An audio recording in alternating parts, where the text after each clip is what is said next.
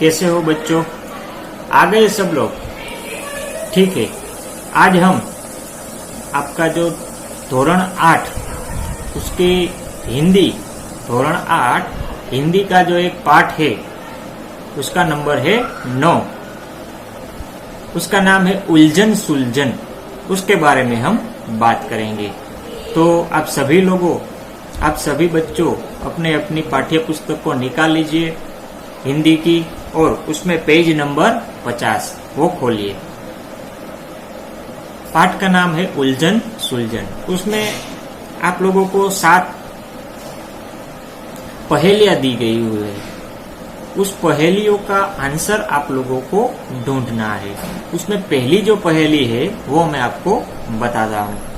उसमें कहा गया है कि एक फूल काले रंग का है, सिर पर सदा सुहाता, तेज धूप में और वर्षा में खिलता और छाया में मुरझाता। तो बताओ बच्चों इसका जवाब क्या है? फिर से बताता हूँ। एक फूल काले रंग का, सिर पर सदा सुहाता, तेज धूप वर्षा में खिलता और छाया में मुरझा जाता। उसका जवाब है छाता। हम जब लोग बारिश में जाते हैं और तेज धूप में जाते हैं तब हम लोग अपने साथ छाता ले जाते हैं। उसके बारे में कहा गया है इसमें। ठीक है। और दूसरी पहेली भी है। दूसरी की ओर बढ़ते हैं। चोर नहीं, डाकू नहीं, नहीं कहीं की रानी, 32 सिपाही घेरे रहते, तन मन पानी पानी। मतलब वो कोई चोर भी नहीं है और कोई डाकू भी नहीं है और कहीं की रानी भी नहीं है, किसी भी देश की रानी नहीं है।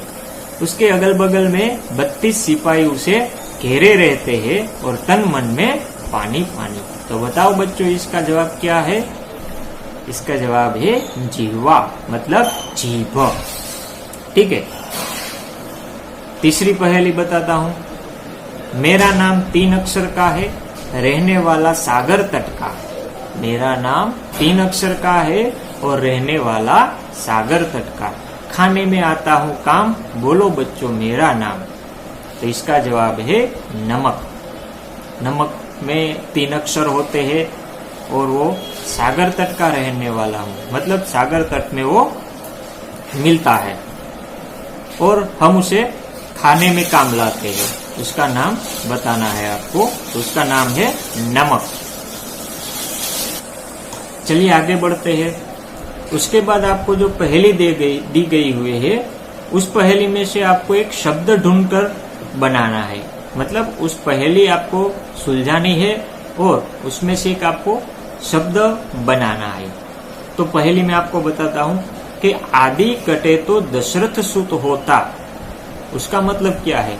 एक शब्द है जिसमें से आदि कटे, मतलब अगला अक्षर जो कट जाए, अगला अक्षर को आप निकाल दीजिए तो उसमें से दशरथ सुत होता, मतलब दशरथ के जो पुत्र है उसका नाम तो आप लोगों को पता ही होगा, राम। तो 3 अक्षर का शब्द है, उसमें से पहला अक्षर आप निकाल दीजिए तो दशरथ के पुत्र का नाम बन जाएगा। उसके बाद बताया गया है कि मध्य कटे तो आम, मतलब उसमें से अगर बीच वाले शब्द को काट दिया जाए तो जो शब्द बनता है उसका नाम है आम। उसके बाद आगे बढ़ते हैं। अंत कटे तो काटू लकड़ी, मतलब अंत। अंत मतलब आखिर का जो शब्द है उसे अगर आप निकाल दीजिए तो उसमें से जो शब्द बनेगा उससे आप लकड़ी काट सकते हैं। बोलो मेरा नाम। तो उसका नाम क्या है बताओ? वो आपको ढूंढना है। मैं फिर से बताता हूँ। आदि कटे तो दशरथ सुत होता, मध्य कटे तो आम। मतलब अगर पहला शब्द निकाल दिया जाए, पहला अक्षर निकाल दिया जाए तो दशरथ के पुत्र का नाम बन जाएगा और बीच वाले शब्द का निकाल दिया जाए तो आम हो जाएगा।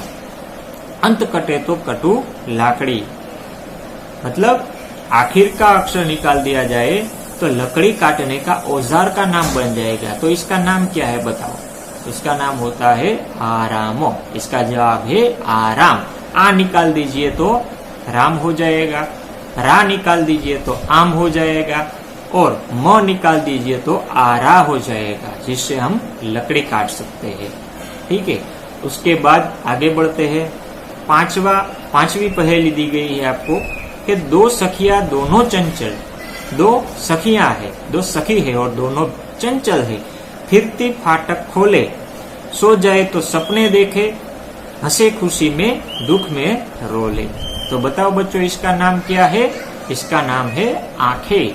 हम अपने आंखों से सपने देखते हैं, सुख दुख में साथ रहते हैं, वो दोनों सखियां भी है। ठीक है, अब अभी आगे बढ़ते हैं छठी पहेली की ओर। छठी पहेली में भी ऐसा है कि आपको एक शब्द बनाना है। उस पहेली को सुनकर आपको एक शब्द बनाना है। चलिए मैं पहेली बताता हूँ। दादा है पर दादी नहीं, उसका नाम में क्या है? दादा है पर दादी नहीं।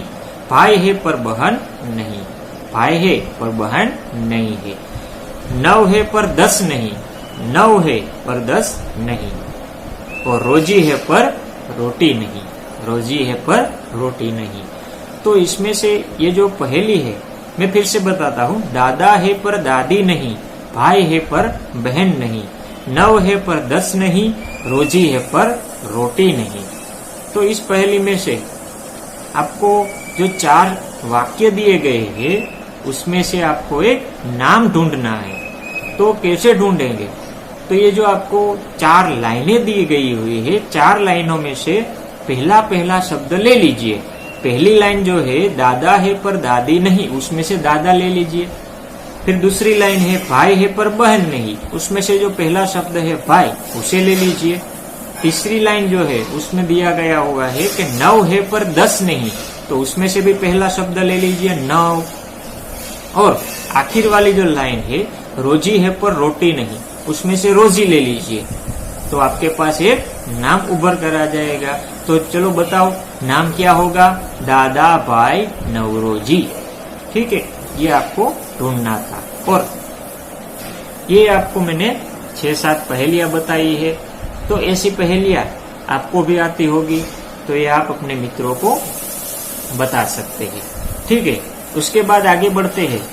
तो दूसरे पेज में जो अभ्यास दिया गया हुआ है, उसमें प्रश्न 2 को देखिए। उसमें बताया गया है कि दिए गए शब्द के उत्तर मिले ऐसी पहेलियां बनाइए। तो उसमें आपको 7 शब्द दिए गए हुए हैं। पेड़, आम, बारिश, हाथी, मोर, मोबाइल और बादल। आप लोगों को ऐसी पहेलियां बनानी है कि जिससे इसका जवाब इस प्रश्न 2 में जो 7 शब्द दिए गए हुए ऐसा जवाब मिले। आपको ऐसी 7 पहेलियां बनानी है। तो आप घर पर बैठे ऐसी पहेलियां बना भी सकते हैं। ठीक है, उसके बाद हम प्रश्न 3 की ओर बढ़ते हैं। प्रश्न 3 में आपको एक वृक्ष मतलब पेड़ का चित्र दिए गए हुए हैं। इस पेड़ के चित्र में हमारे देशभक्त जो है, हमारे भारत देश के जो देशभक्त है, उन सभी का चित्र दिया गया है। उसमें कौन कौन से देशभक्तों की तस्वीर दी गई हुई है उस पेड़ में, वो आपको ढूंढना है। और बाजू में जो रिक्त स्थान दिया गया हुआ है, उसमें आपको उसे लिखना है। ठीक है, उसके बाद आगे बढ़ते हैं प्रश्न 4 की ओर। प्रश्न 4 में आपको एक चित्र दिया गया हुआ है। उसमें क्या करना है आपको कि इस चित्र में च से शुरू होने वाली कितनी चीजें हैं, मतलब इस पेज पर जो चित्र दिया गया हुआ है उसमें च से शुरू होने वाली जितनी भी चीजें हैं, वो चीजों का नाम आपको ढूंढकर लिखना है। ठीक है, तो आपको ये सब घर पर बैठकर करना है। उसके बाद स्वाध्याय दिया गया हुआ है। उसमें आप लोगों को क्या करना है कि इस चित्र में म से शुरू होने वाली कितनी चीजें हैं वो आपको ढूंढनी है। उस चित्र में भी आपको म से शुरू होने वाली जितनी भी चीजें हैं वो चीजों को आपको ढूंढना है और अपनी नोटबुक में लिखना है। ठीक है बच्चों, तो आप लोगों को घर पर बैठे बैठे ये जो मैंने आपको बताया है वो सभी आपको घर पे बैठे बैठे करना है। और खास पहेलियां जो है वो आप अपने हिसाब से बना सकते हैं और अपने मित्रों को पूछ सकते हैं। ठीक है, तो आज बस इतना ही। फिर से मिलेंगे। चलिए अभी मैं चलता हूँ। Good bye, bye bye.